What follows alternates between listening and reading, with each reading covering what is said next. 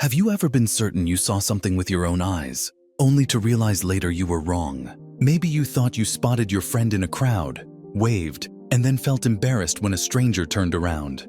Or perhaps you remember a conversation with absolute confidence, but when you check, the details don't line up with what actually happened.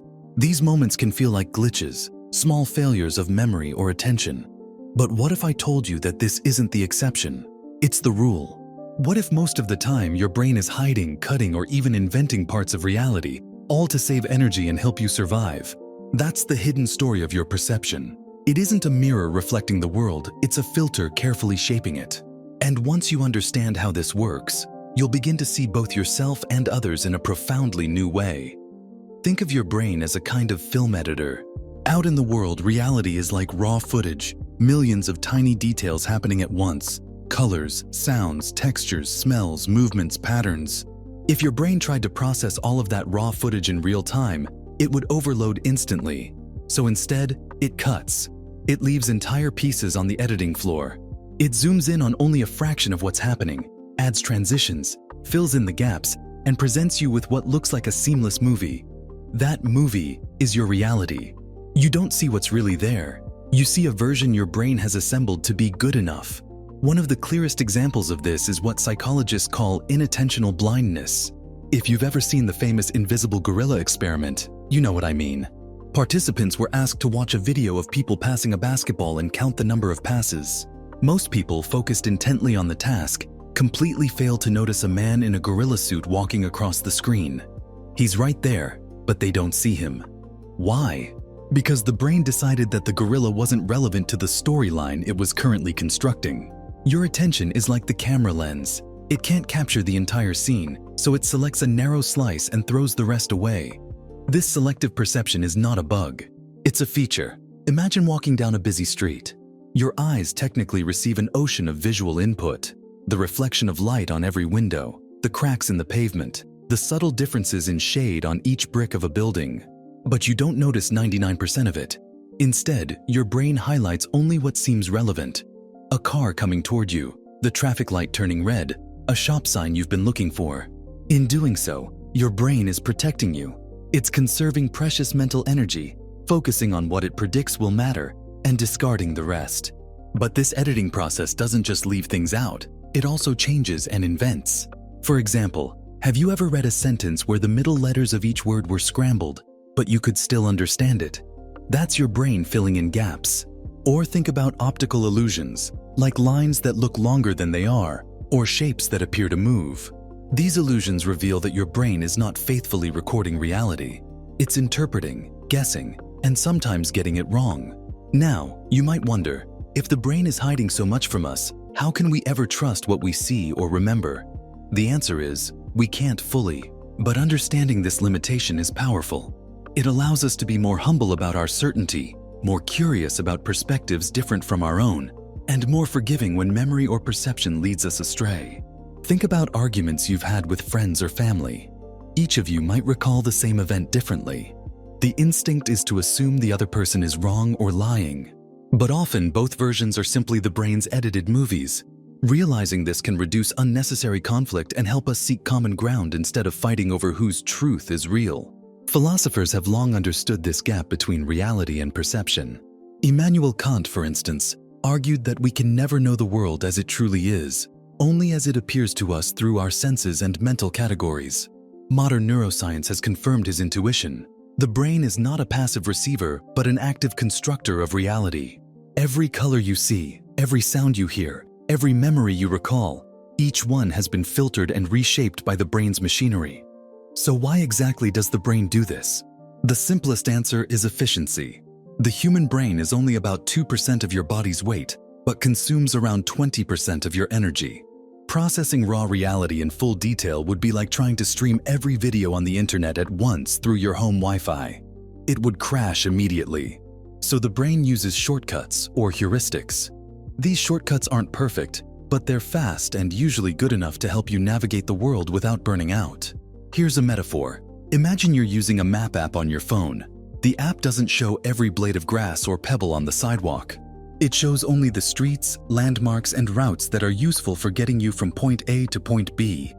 In the same way, Your brain's map of reality is simplified. It strips away unnecessary details so you can focus on what matters for survival and goals. The problem is, sometimes we mistake the map for the territory. We assume what we perceive is the whole picture, forgetting it's just a stripped-down version. This matters not just for what you see, but for how you interpret life. Take emotions, for instance. If someone frowns at you, your brain might instantly edit that into the storyline. They're angry at me. But maybe they're just lost in thought or having a bad day unrelated to you. The brain's shortcut fills in the gap, but that gap filling can create misunderstandings, unnecessary anxiety, or even conflict. The key, then, is not to eliminate these filters. They are part of how the brain works, but to become aware of them. Once you know your perception is filtered, you can start to question it gently. You can remind yourself, I don't see everything. My brain is editing. This awareness can make you more open, more compassionate, and less rigid in your judgments. Let's make this practical. One exercise you can try is what I call the double-check pause. The next time you feel certain about what you saw or heard, take a moment to ask, could there be another explanation? Did I miss something? This simple pause helps you step outside the edited movie your brain is showing and consider alternative versions of the scene. Another tool is mindfulness. When you practice mindfulness, you train yourself to notice more details of the present moment without immediately editing them into a story. Instead of automatically labeling every sound or sensation, you just observe. Over time, this can expand your awareness and reduce the brain's automatic filtering. You won't stop the editing process entirely, but you'll start catching glimpses of the raw footage that usually gets cut. And here's a third tool: actively seek other perspectives. When you discuss events with friends, notice the differences in how each person recalls them. Instead of arguing over who is right, treat it as a reminder that everyone's brain is presenting a different movie. By comparing these movies, you can actually get a fuller picture of what happened than you ever could alone. At this point, you might be thinking, if my brain is hiding half of reality, how can I ever feel certain about anything? The answer is, certainty is overrated. What's more valuable is flexibility. The ability to hold your perceptions lightly, to update them when new information comes in, and to recognize that your view is partial but still useful. This shift doesn't make you weaker, it makes you wiser. It means you don't waste energy clinging to illusions of total accuracy. Instead, you accept that your mind gives you a workable version of reality, and you learn how to use it skillfully. And there's a hidden gift in all this. If reality is filtered, then changing your filter changes your experience of life. That means you can deliberately adjust your focus, much like a camera lens. For example, gratitude exercises work because they train your brain to highlight positive details it normally discards. Suddenly, you notice small acts of kindness, subtle beauty in everyday moments, things that your old filter left on the cutting room floor. By adjusting the filter, your experience of reality becomes richer, even though the external world hasn't changed. In this sense, knowing that perception is filtered is not discouraging. It's empowering. It means you have some influence over how your brain edits the movie you live inside. You can't choose everything that goes into the raw footage of life, but you can train the editor to notice different scenes, cut differently, and highlight what helps you grow. This understanding is not just about self-improvement, it's about empathy. Once you accept that your brain filters reality, you realize that everyone else is living inside their own filtered movies too. Their version of events may clash with yours, but that doesn't make them dishonest or irrational. It makes them human. And that realization can soften your interactions, make you less defensive, and more willing to listen. The truth is, none of us sees the world as it really is.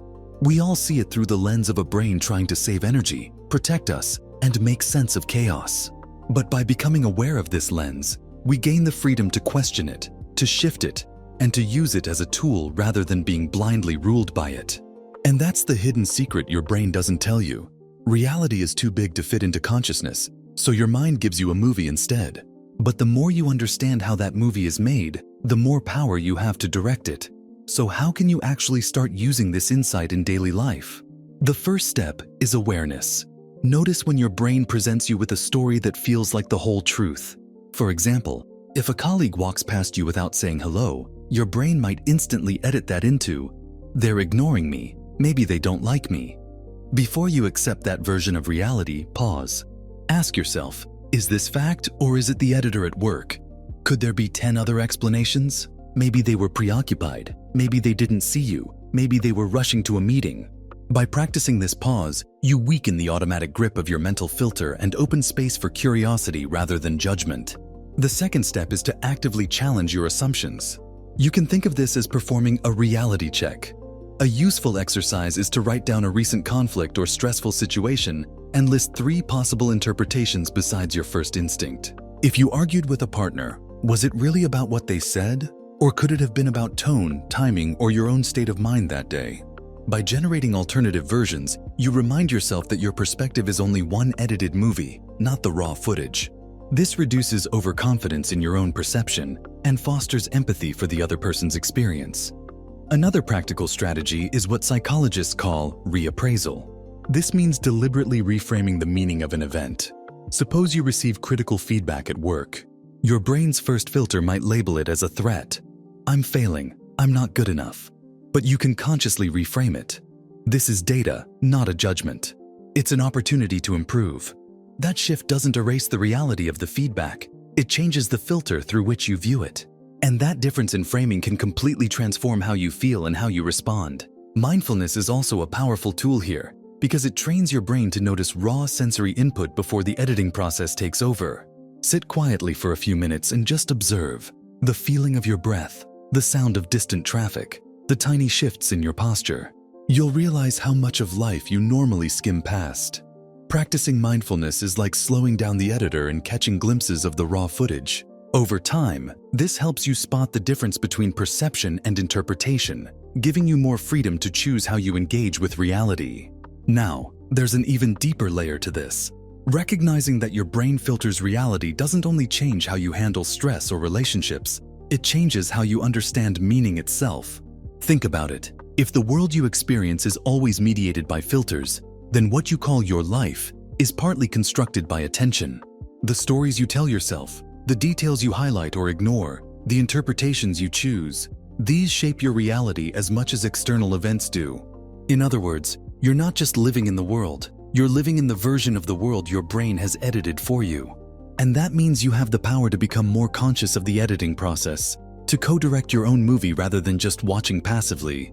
This can sound abstract, but let's bring it down to something very concrete. Imagine 2 people stuck in traffic. The raw footage is the same, cars barely moving, horns honking, time slipping away. But the edited movies are different. One person's filter focuses on frustration. This is wasting my time, I can't stand this. Another person's filter frames it as an opportunity. Finally, a chance to listen to that podcast I've been putting off.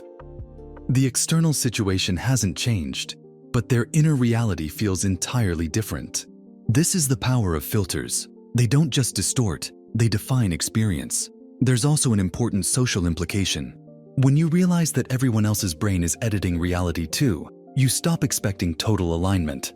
Think about political debates, family conflicts, or even simple disagreements between friends. Often people argue as if there's one shared movie, and the other person is simply refusing to watch it. But the truth is, each brain is editing differently. Your sibling might highlight details you overlooked. Your friend might draw meaning from cues you filtered out. Once you see this, disagreement stops being a threat to your reality and becomes a chance to expand it. So here's a question to carry with you. What have you been blind to because your brain decided it wasn't worth noticing? Maybe it's the small signs of affection from someone close to you. Maybe it's your own body sending signals of stress you've been editing out. Or maybe it's opportunities you didn't see because your filter was tuned only to problems. The more you practice adjusting your focus, the more of reality you reclaim. One powerful practice is keeping a filter journal.